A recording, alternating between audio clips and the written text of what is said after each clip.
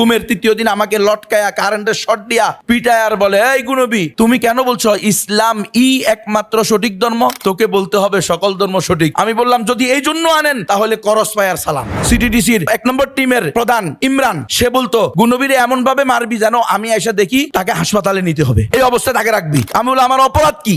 তোর অপরাধ তুই জানোস না? তোর বাপে কি করে? আমি আমার আব্বা কৃষক। ও তুই কৃষকের বাচ্চা, তুই কৃষকের বাচ্চা এত জোরে জোরে কথা বললি কে? এই কথা আমার পিটাইতেছে। 10 দিন ঘুম রেখে 11তম দিন রাতের বেলা আমাকে মিরপুর 1 নম্বর কাঁধে একটা এই ব্যাগ ঝুলিয়ে দেওয়া হয়। এই ব্যাগের ভিতরে বিভিন্ন লিফলেট, হ্যান্ডবেল, বই যা আমি কোনোদিন দেখি নাই, এমনকি এমন ব্যাগ আমি কোনোদিন ব্যবহার করি নাই, এই ব্যাগ আমাকে ঝুলাইয়া দেওয়া হয়েছে। সেখানে নিয়ে আসার পর আমাকে বলে খবরদার কোনো কথা বলতে পারবেন না, সাংবাদিকেরা আসবে, চুপ থাকবেন, আপনাকে ক্রস ফায়ার দেওয়ার কথা ছিল, বেঁচে গেছে। 3 বারে 9 দিন রিমান্ড দিয়ে 7 দিন আলাতোল পিটেছে প্রতিদিন, এমন কোনোদিন যায় নাই আমারে পিটায় নাই। অন্তত পক্ষে আমি চাই না আমার কোনো দুশ্মনও এই কারাগারে যাক।